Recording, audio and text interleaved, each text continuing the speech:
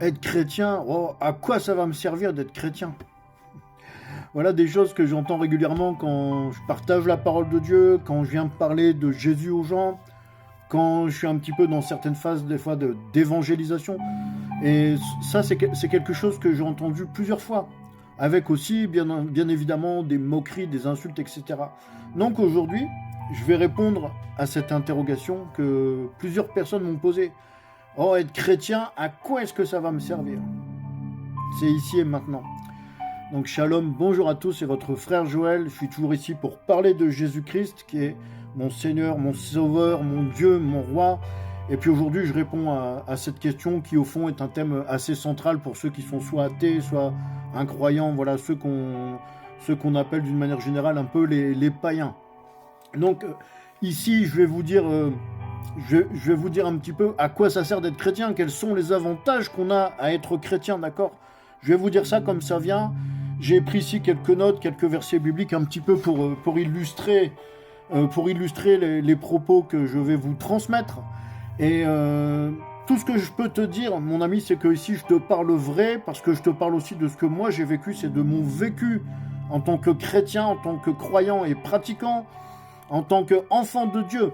Et je pense que ça peut aider certains qui se posent des questions, je pense que ça peut donner vraiment, on va dire, des pistes peut-être aux personnes qui hésitent encore à laisser leur foi s'exprimer, à accepter le Seigneur Jésus-Christ dans leur cœur.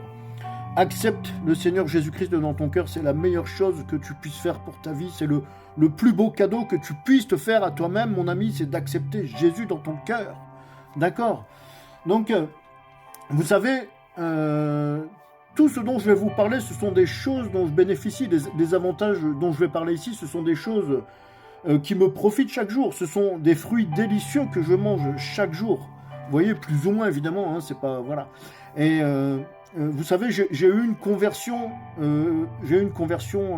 extraordinaire, une reconversion, puisque étant enfant, je croyais en Dieu, et puis je me suis éloigné de la foi, j'ai tourné le dos à Dieu, et puis vraiment, donc je suis revenu au Seigneur il y a quelques années en arrière, et cette fois-ci, c'était une véritable conversion. Ma conversion a été radicale. J'ai changé vraiment du tout au tout, c'est-à-dire que, en fait, du jour au lendemain, je n'étais plus du tout le même Joël. Alléluia, gloire à Dieu. Et après, il y a des choses qui se sont mises en place, qui se sont faites petit à petit. Pourquoi? Parce que, vous savez, le lendemain, c'est ce que nous enseigne la Bible, le lendemain a toujours soin de lui-même. Donc, allons-y. Je vais vous donner différents points, différents avantages, différents bénéfices que l'on a quand on est chrétien. C'est-à-dire, quand je dis chrétien, c'est vraiment chrétien, c'est quelqu'un qui a la foi, c'est quelqu'un qui est baptisé au nom de Jésus-Christ. D'accord? Je vais vous donner un petit peu il y a tellement de choses à dire, je voulais vous partager tellement de choses, mais j'ai retenu vraiment des points essentiels. Donc, comme je vous l'ai dit un peu tout à l'heure, mon ami, je te donne ça vraiment... comment je peux dire ça? Je vous donne ça en vrac, mais en fait, ça n'a pas tellement d'importance, parce que c'est un partage qui vient du cœur, c'est un partage que je fais ici par la foi, et je sais que avec ce partage, je vais pouvoir en aider certains. Je sais qu'avec ce partage, certainement que quelqu'un donnera sa vie à Christ. Donc je ne peux dire que gloire à Dieu, merci Seigneur Jésus. Allez, c'est parti. L'un des premiers avantages que l'on a quand on est chrétien, c'est que bon nombre de nos défauts sont effacés, ils sont gommés. Parce que Dieu t'amène à prendre conscience de l'état, de la condition dans laquelle tu te trouves. Il t'amène aussi à une forme de repentance. Vous voyez, il est écrit par exemple dans la Bible, si ta main droite est pour toi une occasion de chute, coupe-la et jette-la au feu. Ou jette-la loin de toi. Amen.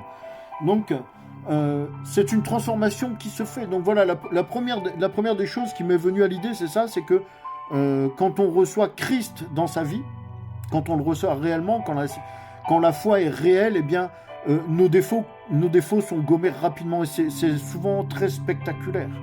C'est ce que je vous ai dit, du jour au lendemain, on ne reconnaît plus la personne. Et moi-même, beaucoup de gens dans mon entourage ont été dans l'étonnement en me disant, mais tu n'es plus tout à fait le même, tu as changé, ou carrément on me dit, non mais Joël, on ne te reconnaît plus du tout, qu'est-ce qui t'arrive? Vous voyez? Donc vraiment, il y a des défauts qui sont gommés, et évidemment, ça provoque un changement dans le caractère. Deuxième bénéfice, deuxième bonne chose qu'on peut avoir quand on est chrétien, c'est que Mon ami, tu vas être libéré de beaucoup de peur, beaucoup d'angoisse. La peur des autres, la peur des échecs, la peur des événements, etc. Mais bien sûr, parce que dans la parole de Dieu, je vous ai noté ça ici, c'est écrit, « Ne crains pas, je suis avec toi. Ne sois pas troublé, je suis ton Dieu, je t'affermis. Oui, je t'aide, je te soutiens de ma main victorieuse, c'est moi le Seigneur ton Dieu qui saisit ta main droite et qui te dit, « Ne crains pas, moi je viens à ton aide. » Ésaïe 41. Amen, c'est merveilleux. Donc vous voyez, on a beaucoup de peurs qui sont gommées. On apprend à être libéré des peurs et puis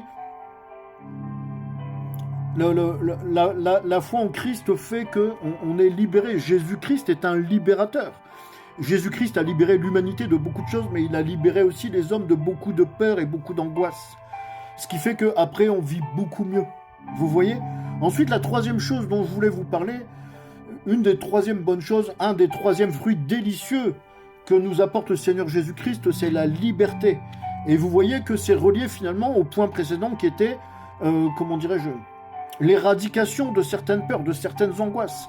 Parce que la vraie liberté, c'est un don de Dieu. Il n'y a que Dieu qui donne la véritable liberté. La vraie liberté, elle est dans notre esprit. C'est pas une liberté intellectuelle. Et dans Jean 8,36, il est écrit « Si donc le Fils vous affranchit, vous serez réellement libre. » Et je peux vous dire que je me sens réellement libre. C'est comme si le Seigneur Jésus avait enlevé tout un tas de fardeaux, tout un tas de poids qui m'écrasaient les épaules. L'apôtre Paul nous dit aussi, le Seigneur c'est l'Esprit, et là où est l'Esprit du Seigneur, là est la liberté. Amen.